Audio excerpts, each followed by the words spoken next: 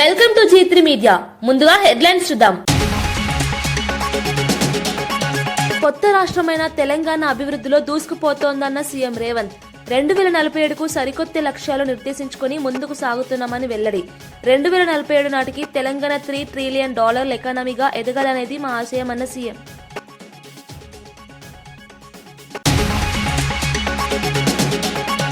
కాంగ్రెస్ ప్రభుత్వ ప్రజాపాలనకు 2 ఏళ్లు పూర్తి అయ్యాయన్న మంత్రి శ్రీధర్ బాబు. హైదరాబాద్ ఉత్పత్తి నిర్మాణ రంగాల్లో అనేక రాష్ట్రాలకు ఆదర్శంగా నిలిచామని వెల్లడి. అనేక విభాగాల్లో తెలంగాణ దూసుకెళ్తోందని వ్యాఖ్య. మౌలిక వసతుల కల్పనలో మనమే ముందున్నామన్న మంత్రి. మల్లారెడ్డి పూలు పాలు అమ్మి 1000 ఎకరాలు కబ్జా చేశారని కవిత ఆరోపణ. మేడ్చల్లో కనీస వసతులు కల్పించడంలో విఫలమయ్యారని విమర్శ. భూముల క్రమబద్దీకరణలో అవకతవకలపై సుప్రీంకు వెళ్తానని వెల్లడి.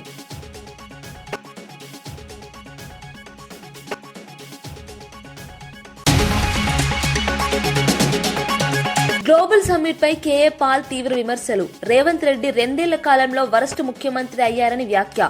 రేవంత్ రెడ్డి తన పదవికి రాజీనామా చేయాలని డిమాండ్. దోచుకునే వారే గ్లోబల్ సదస్సుకు వస్తున్నారని ఆరోపణ.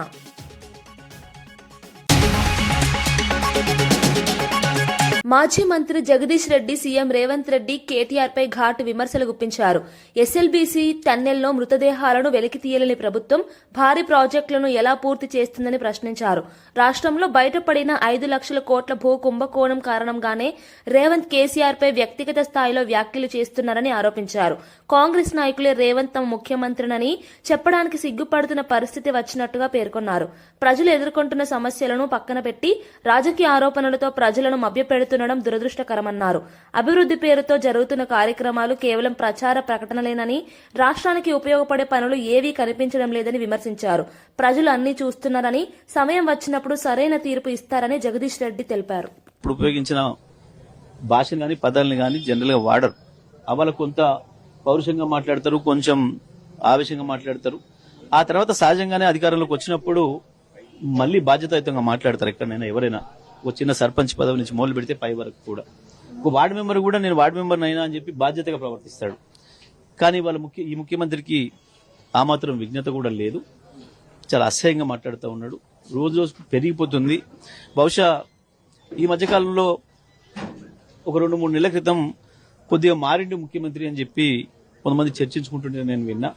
కొద్దిగా భాష మార్చుకుంటున్నాడు అని చెప్పేసి అనే విషయాన్ని విన్నా. కానీ మరి నిన్న మొన్న మళ్ళీ తిరిగి మొదలైంది అంటే బహుశా ఆయనలో హిల్ట్ పాలసీ ద్వారా తన ఏదైతే లక్షల కోట్లు ప్రజాధనాన్ని కొట్టేయాలని చూసిండో, తన కుటుంబ సభ్యులు తన బంధుమిత్రులకు అపరంగా కట్టబెట్టాలని చూసిండో, ఆ విషయంలో బీఆర్ఎస్ పార్టీ తనదైన పాత్ర పోషించి కేటీఆర్ గారు పెద్ద ఎత్తున దానిపైన ఉద్యమాన్ని ప్రారంభించిన తర్వాత నేను చేయదలుచుకున్న దొంగతనాన్ని అడ్డుకున్నాడన్న ఆక్రోశం కనబడుతుంది. బహుశా దానివల్లనే మనిషి కొంత కింది మీద అవుతున్నాడు.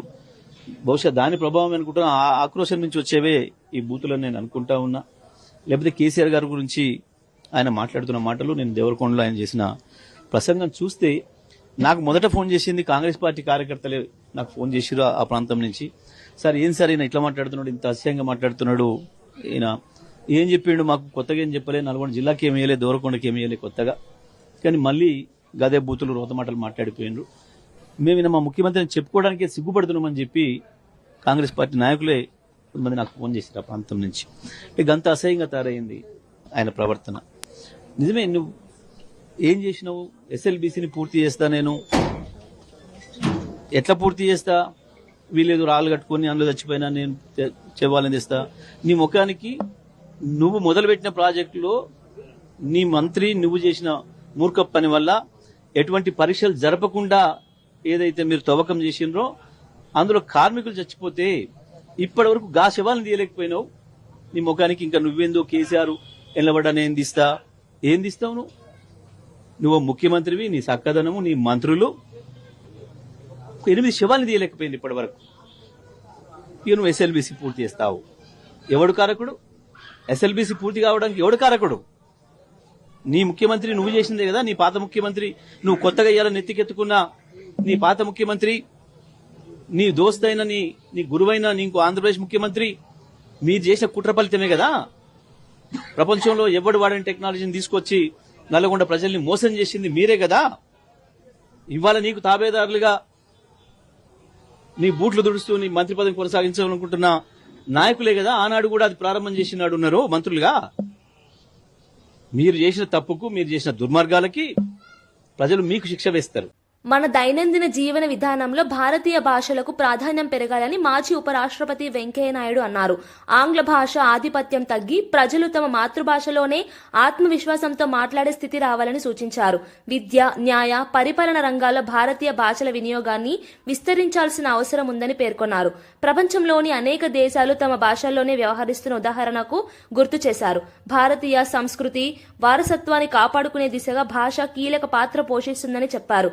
యువత తమ మాతృభాషపై గర్వపడాలని, దాన్ని వదిలిపెట్టకుండా అభివృద్ధి చేసేందుకు కృషి చేయాలని సూచించారు. దేశానికి ఆ ప్రత్యేకత ఉంది. ఆ ప్రత్యేకతలో భాగమైన మనం ఆ ప్రత్యేకత ఇలాగే కొనసాగిస్తూ ఉండాలా, ఇంకా ముందుకు తీసుకెళ్తూ ఉండాలా, ఇంకా మంచి పదాలను సృష్టించాలా, మంచి పదాలను వాడుకలోకి తేవాలా. ఆంగ్ల భాషను మన దైనందిన వ్యవహారాల్లో ఆంగ్ల భాషను పక్కన పెట్టే పరిస్థితి రావాలి. బయట వాళ్ళతో మాట్లాడాలి, బయటకు మనం ఉత్తరాలు రాయాలి, ప్రత్యుత్తరాలు రాయాలంటే ఆంగ్లంలో రాయొచ్చు. కానీ భారతీయుడికి ఆంగ్లంలో రాయాల్సిన అవసరం లేదు, తెలుగు వారికి ఆంగ్లంలో రాయాల్సిన అవసరం లేదు. కానీ దురదృష్టవశాత్తు ఆ ఇంగ్లీష్ వాళ్ళు వచ్చి మన దేశాన్ని ఆక్రమించి మనల్ని పరిపాలించి మన సంపదనంతా దోచుకొని మన వాళ్ళు కొంతమంది బుర్రలో కూడా దోచుకోబోయారు వాళ్ళు. అందుకని ఇంగ్లీష్ వాళ్ళే గొప్పోళ్ళని, మనమంతా మామూలు వాళ్ళమని వాళ్ళ గొప్పతనాన్ని కీర్తించే విధంగా వాళ్ళ పరిపాలనలో చరిత్ర అంతా కూడా వాళ్ళ యొక్క గొప్పతనంతో నింపేశారు. Robert Clive the great, Alexander the great. దేని గ్రేటు? ప్రపంచ దేశాలపై దాడి చేసి ధ్వంసం చేసేందుకు గ్రేటా? అది వాళ్ళ చరిత్ర రాశారు. స్వతంత్రం వచ్చిన తర్వాత కూడా దురదృష్టవశాత్తు ఆ చరిత్రనే కొంతకాలం చదువుకోవాల్సి వచ్చింది. కానీ ఇవాళ భారత ప్రభుత్వం మన యొక్క కస్తూరి రంగన్ గారి ఆధ్వర్యాన ఒక నూతన కమిటీని ఏర్పాటు చేసి ప్రముఖులందరితో కలిపి నూతన విద్యా విధానాన్ని తీసుకొచ్చింది.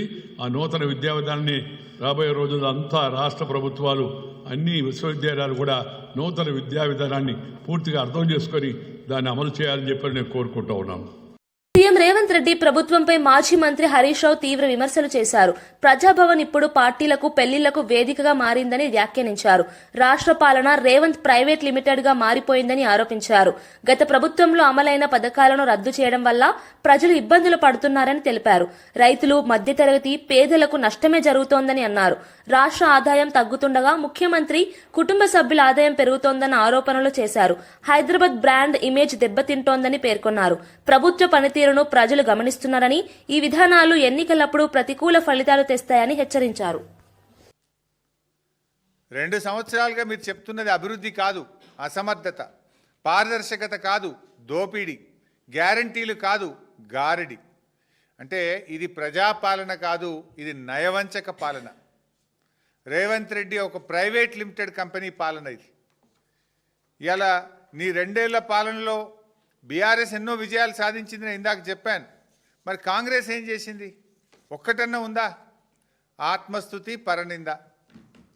ఎంతసేపు సెల్ఫ్ డబ్బా కొట్టుకోవడం, కేసీఆర్ గారిని, బీఆర్ఎస్ నాయకులను తిట్టడం తప్ప నీ 2 ఏళ్ల పాలనలో ఒక్కటి చెప్పు నువ్వు.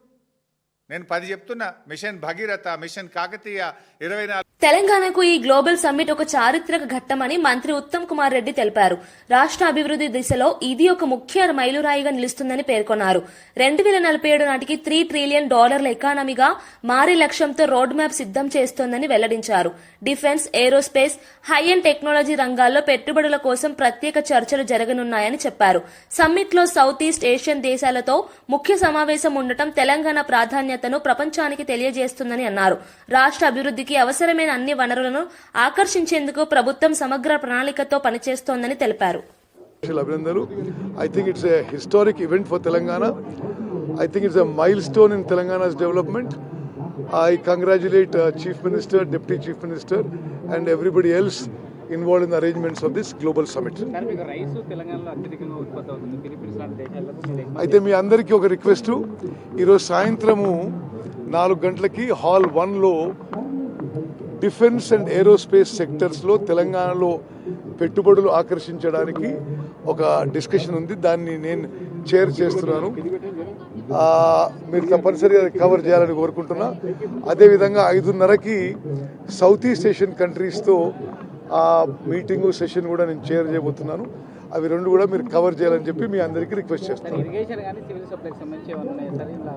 ఇరిగేషన్ విషయంలో 2047 నాటికి ఏ విధంగా ఆర్టిఫిషియల్ ఇంటెలిజెన్స్ వాడి అత్యాధునికమైన ఇరిగేషన్ మెథడ్స్ వాడి రాష్ట్రంలో ప్రతి ఇంచు భూమిని మరి సాగులోకి తీసుకొచ్చి మంచి ప్రొడక్టివిటీ తీసుకురాబోతున్నామో ఆ డాక్యుమెంట్లో ఉంది.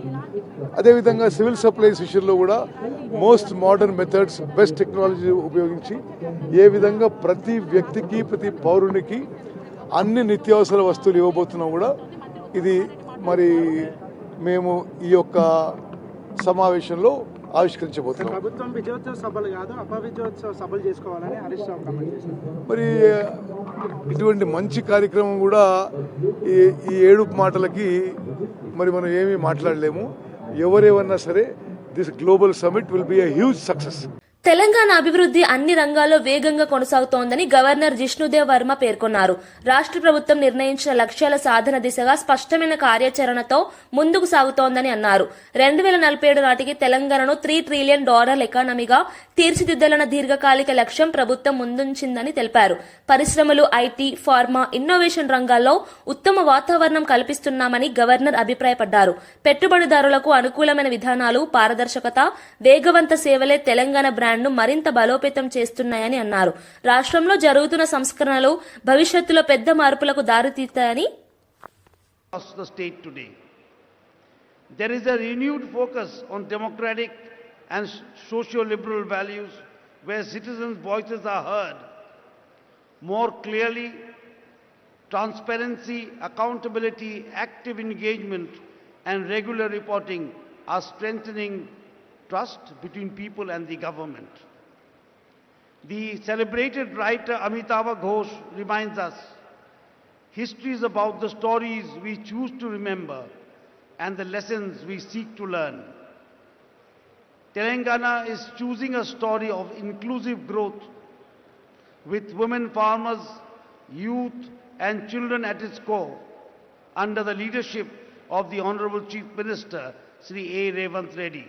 సీఎం రేవంత్ రెడ్డి నాయకత్వంపై నోబెల్ శాంతి బహుమతి గ్రహీత కైలాష్ సత్యార్థి ప్రశంసలు కురిపించారు.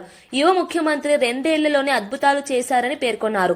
రాష్ట్ర వ్యాప్తంగా 20 లక్షల రైతులకు రుణమాఫీ చేయడం, మహిళలు, బాలికలకు ఉచిత ప్రయాణం కల్పించడం, విద్యా ప్రమాణాల పెంపునకు చర్యలు తీసుకోవడం వంటి కార్యక్రమాలను ఆయన ప్రశంసించారు. తెలంగాణలో సామాజిక న్యాయం, సమాన అభివృద్ధి కోసం ప్రభుత్వం కట్టుబడి ఉండడం అభినందనీయమని అన్నారు. భవిష్యత్తులో జన సంక్షేమం, విద్యా సంస్కరణలు, మహిళా రక్షణ రంగాల్లో తెలంగాణ దేశానికి మోడల్ గా నిలుస్తుందని అభిప్రాయపడ్డారు. సత్యార్థి వ్యాఖ్యలు సోషల్ మీడియాలో కూడా చర్చనీయాంశమయ్యాయి. Chief Minister Revanth Reddy ji and all his government, his team, in just 2 years, how could you imagine that the young Chief Minister can waive off loans of more than 2 million farmers? The farmers' loans are waived off. The women and girls can freely travel in the state buses. The health sector has been revamped. The quality and inclusive education has been your priority, and that is something to be admired. This is the new path. These are the new efforts towards Viksit Telangana, or the future of Telangana. Friends, when I see you here, there's $1 trillion economy's vision for Telangana by 2034 is not impossible. Telangana పెట్టుబడులకు ఉత్తమ గమ్యస్థలమని పరిశ్రమల శాఖ మంత్రి శ్రీధర్ బాబు స్పష్టం చేశారు. Telangana rising global summit రాష్ట్ర భవిష్యత్తుకు కీలక మైలురాయిగా నిలుస్తుందని తెలిపారు. 2047 నాటికి రాష్ట్రాన్ని $3 ట్రిలియన్ ఎకనామీగా తీర్చిదిద్దే లక్ష్యంతో ప్రభుత్వం కృషి చేస్తోందని పేర్కొన్నారు. IT, pharma, aerospace, research, innovation రంగాల్లో తెలంగాణ దేశంలో ముందంజలో ఉందని చెప్పారు. పెట్టుబడులు మాత్రమే కాదు, నైపుణ్య అవకాశాలు, ఉపాధి అవకాశాలు కూడా భారీగా పెరుగుతాయని ఆయన విశ్వాసం వ్యక్తం చేశారు. సమ్మిట్ కు ప్రపంచవ్యాప్తంగా ఉన్న పెట్టుబడిదారుల స్పందన ఉత్సాహకరంగా ఉందని అన్నారు. The course towards achieving $3 trillion economy by 2047. While welcoming the guests from the different parts of the globe and also from the different parts of India and the esteemed partners who have sailed with us, who made our Telangana proud. We welcome them to our Telangana, a historic city and also a modern hub where centuries of culture and today's cutting-edge innovation walk side by side. I would like to mention here, we have old markets which still breathe in the same neighborhood. We have AI labs hum with possibility. The hands that once shaped pearls and metal now shape code, molecules, engines and ideas. Telangana has always demonstrated resilience, innovation and bold ambition. And if you are new to Hyderabad, you will discover one truth very quickly. Our culture explains our economy than any book ever could. Maybe our Telangana on the map may be small, but in ambition and action, we stand very tall. Like the phoenix rising by choice, not by accident, our growth is driven not by circumstance. I can say we are growing by an intent, by youth, by innovation, and also unshakable belief in what's possible. I would like to mention we are 11th in area and 12th in population. We nearly contribute about 5% of the India's GDP. A reminder that the destiny is shaped by direction, not by the size. To all the people and to all the esteemed partners who have sailed with us in our industrial journey, and to all the global voice who are joining us today, thank you for being part of this shared journey. This is the Telangana Raising Global Summit, where a historic city opens its door to the world not merely as a host, but as a partner in shaping the next decade of the global innovation, opportunity and the shared prosperity. This is a platform where ideas will meet investments. This is a platform where innovation will meet infrastructure. This is a platform where our local talent will meet the global opportunities. And I'd like to mention in 2024 and 25, Telangana once again proved that the size does not determine success, and the direction does. As a strong IT-driven state, and also as a strong pharma hub, and also as a vaccine capital, as we are building a robust hub for the defense and the aerospace, our GSDP grew at 10.1% ahead of India's 9.9%.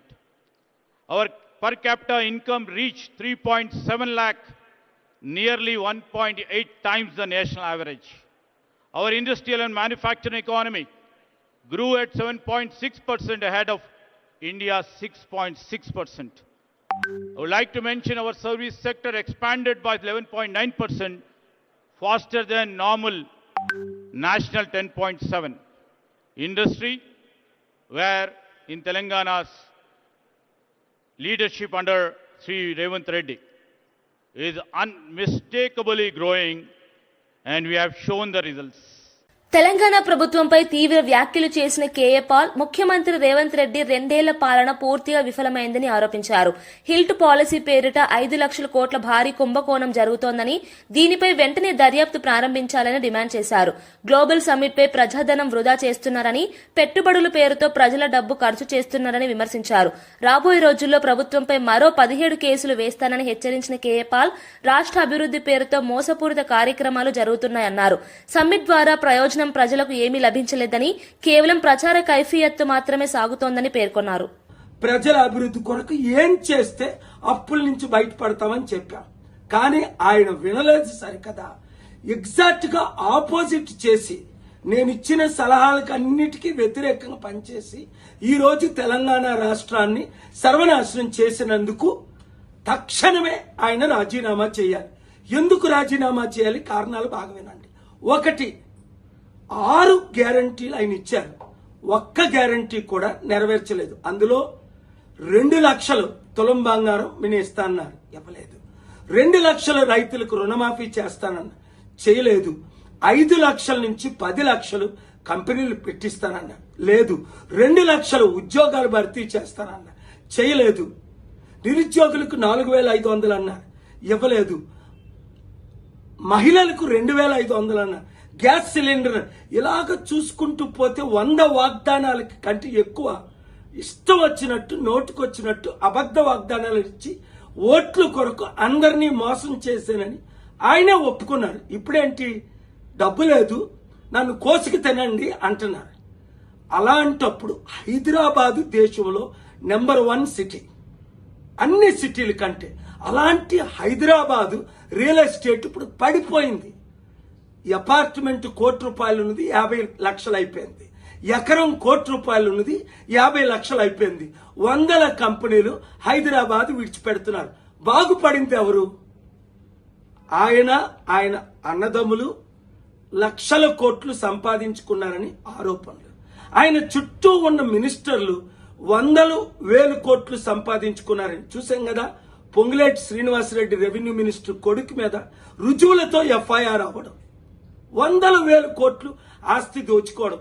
ఇప్పుడు 9,292 ఎకరాలు, దాదాపు 5-6 లక్షల కోట్లు విలువైన ప్రాజెక్టులు తన బినామీలకో ఇతరులకో ఇస్తున్నారని ఆరోపణలు ఇన్వెస్టిగేట్ చేయమని, సిబిఐ ఈడీ ఎంక్వైరీ చేయమని శుక్రవారం స్టేటస్ కో తీసుకొచ్చాను. ఇలాంటి 18 పెద్ద కేసులున్నాయి. 1 by 1తో మీ ముందుకు నేను వస్తాను. ఆయన మారాలని ప్రార్థించాను. 7-8 సార్లు కలిశాను. మిమ్మల్ని అందరినీ ప్రార్థించమన్నాను. కానీ సైతాను ద్వారా ప్రేరేపించబడి వైఎస్ రాజశేఖర రెడ్డి ఏ విధంగా ఆ రూట్లో వెళ్లారో అదే రూట్లో ఈయన ప్రయాణం చేస్తున్నాడు. ఇంకా లాభం ఎవరికి? కాంగ్రెస్ పార్టీకి. 100,000 కోట్లు ప్రతి నెల. సర్పంచ్ ఎన్నికల నేపథ్యంలో బీజేపీ నేత డీకే అరుణ చేసిన ప్రకటన సంచలనం రేపింది. బీజేపీ బలపరిచిన సర్పంచ్ అభ్యర్థి గెలిస్తే ఆ గ్రామ అభివృద్ధికి 10 లక్షలు ప్రత్యేకంగా అందజేస్తామని హామీ ఇచ్చారు. ఈ ప్రకటన రాజకీయ వర్గాల్లో విశేష చర్చకు దారితీసింది. ఎన్నికల సమయంలో ఇలాంటి హామీలు సరైనవా, చట్టపరంగా అనుమతించబడతాయా అనే అంశంపై ప్రశ్నలు తలెత్తుతున్నాయి. డీకే అరుణ మాత్రం గ్రామ అభివృద్ధి కోసం తాము నిస్వార్థంగా పనిచేస్తామని, బీజేపీ నెత్తిన సర్పంచ్ గెలిస్తే కేంద్రం నిధులు కూడా సులభంగా తీసుకురాగలనని పేర్కొన్నారు. స్థానికంగా ఈ హామీ ఓటర్లలో చర్చనీయాంశంగా మారింది. ప్రభుత్వానికి మీరందరూ మద్దతుగా నిలబడాలని, 2 సంవత్సరాలు అవుతున్న ఈ రాష్ట్ర ప్రభుత్వం అధికారంలోకి వచ్చి ఒక్క గ్రామ పంచాయతీ కూడా ₹1 నిధులు ఇవ్వాలనేటువంటి విషయాన్ని కూడా గ్రామస్తులందరూ గమనించాలి. ఈరోజు తెలంగాణ రాష్ట్రంలో గ్రామీణాభివృద్ధి జరగాలన్నా, గ్రామాల లోపల పెద్ద ఎత్తున పేదలకు అభివృద్ధి కార్యక్రమాలు అందించాలన్నా, రైతులకు, మహిళలకు, యువతకి విద్య, వైద్యం అన్ని రంగాల్లోనూ ఇవాళ నరేంద్ర మోదీ గారి ప్రభుత్వం మరి పెద్ద ఎత్తున అభివృద్ధికి తోడ్పడుతున్నటువంటి నేపథ్యంలో గ్రామ పంచాయతీ ఎన్నికల్లో భారతీయ జనతా పార్టీ మద్దతుదారులను గెలిపించాలని నేను మిమ్మల్ని అందరినీ, ప్రజలందరినీ, గ్రామీణ ప్రాంతాల ప్రజలందరినీ, తెలంగాణ ప్రజలందరినీ నేను కోరుతా ఉన్నా.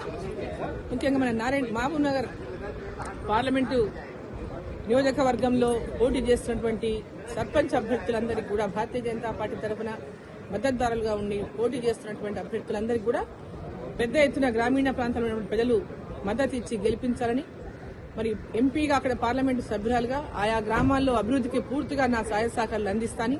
ప్రతి గ్రామ పంచాయతీకి మీరు ఎక్కడైతే సర్పంచ్లను భారతీయ జనతా పార్టీ మద్దతుదారులను గెలిపిస్తారో ఆ గ్రామానికి 10 లక్షల రూపాయల నిధులను మరి నా పార్లమెంటు సభ్యురాలుగా ఆ గ్రామానికి అందజేస్తారని కూడా ఈ సందర్భంగా తెలియజేస్తూ పెద్ద ఎత్తున మీరందరూ కూడా సహకరించి భారతీయ జనతా పార్టీ మద్దతుదారులను సర్పంచ్లను గెలిపించాలని వార్డు మెంబర్లను గెలిపించాలని మిమ్మల్ని అందరినీ నేను కోరుతాను. మేడ్చల్ మాజీ మంత్రి మల్లారెడ్డిపై జాగృతి అధ్యక్షురాలు కవిత మండిపడ్డారు.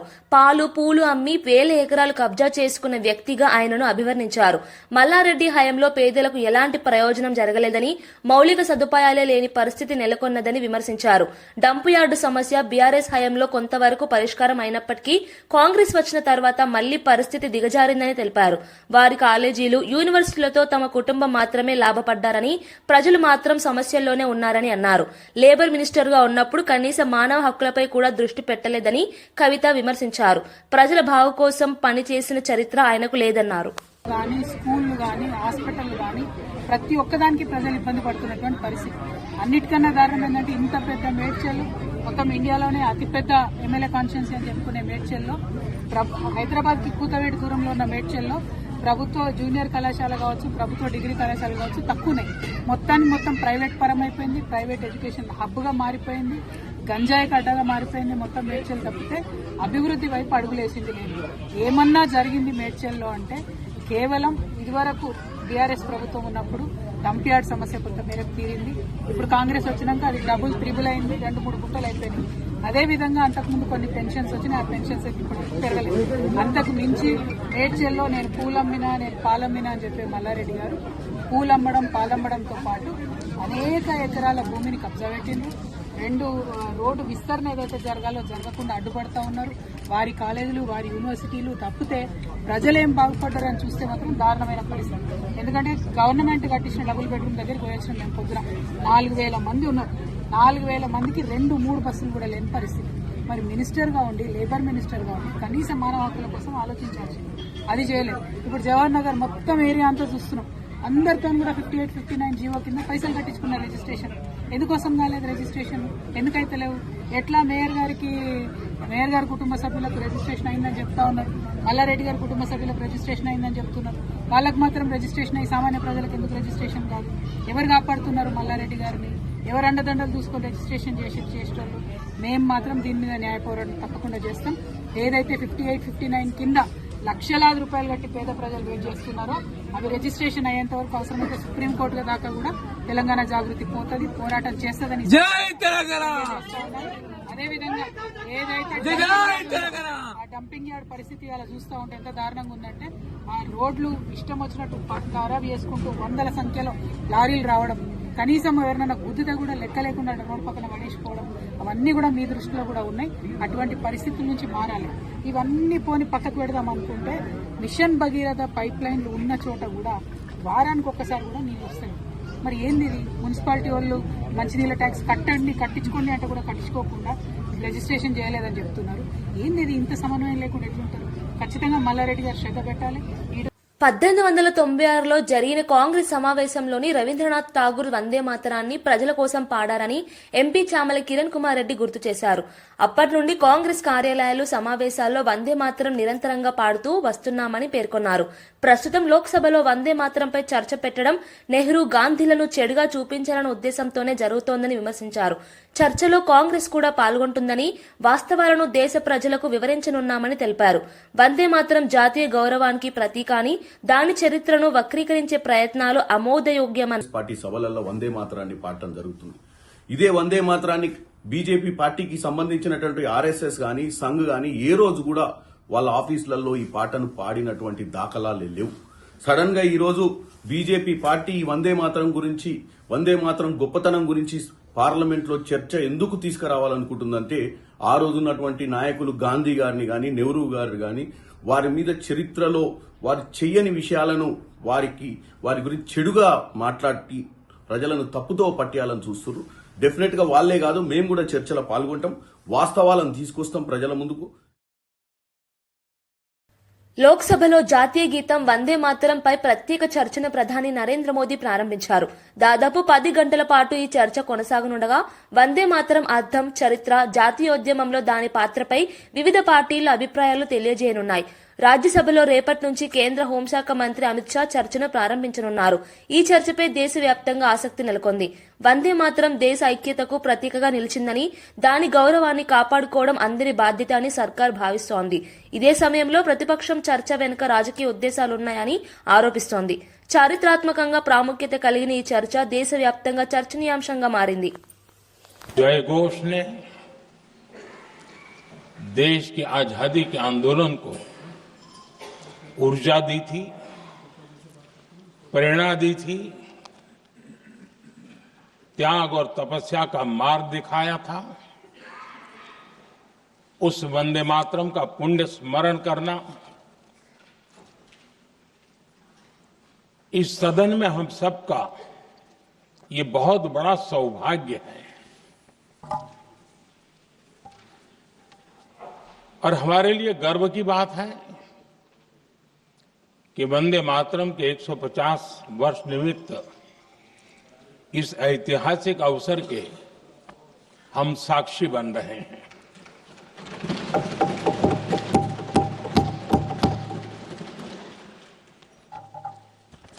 एक ऐसा कालखंड जो हमारे सामने इतिहास की अनगिनत घटनाओं को अपने सामने लेकर के आता है. ये चर्चा सदन की प्रतिबद्धता को तो प्रकट करेगी, लेकिन आने वाली पीढ़ियों के लिए भी, दर पीढ़ी के लिए भी. వార్తలు ముగించే ముందు ముఖ్యాంశాలు మరోసారి. కొత్త రాష్ట్రమైన తెలంగాణ అభివృద్ధిలో దూసుకుపోతోందన్న సీఎం రేవంత్. 2047కు సరికొత్త లక్ష్యాలు నిర్దేశించుకుని ముందుకు సాగుతున్నామని వెల్లడి.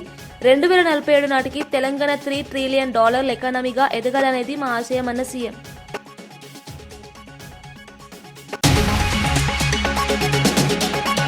కాంగ్రెస్ ప్రభుత్వ ప్రజాపాలనకు 2 ఏళ్లు పూర్తి అయ్యాయన్న మంత్రి శ్రీధర్ బాబు. హైదరాబాద్ ఉత్పత్తి, నిర్మాణ రంగాల్లో అనేక రాష్ట్రాలకు ఆదర్శంగా నిలిచామని వెల్లడి. అనేక విభాగాల్లో తెలంగాణ దూసుకెళ్తోందని వ్యాఖ్య. మౌలిక వసతుల కల్పనలో మనమే ముందున్నామన్న మంత్రి.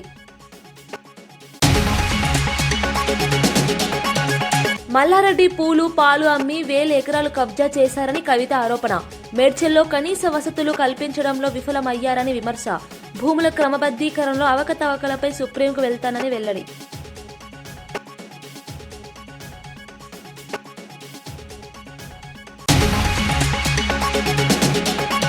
గ్లోబల్ సమ్మిట్ పై కేఏ పాల్ తీవ్ర విమర్శలు. రేవంత్ రెడ్డి 2 ఏళ్ల కాలంలో వరస్ట్ ముఖ్యమంత్రి అయ్యారని వ్యాఖ్య. రేవంత్ రెడ్డి తన పదవికి రాజీనామా చేయాలని డిమాండ్. దోచుకునే వారే గ్లోబల్ సదస్సుకు వస్తున్నారని ఆరోపణ.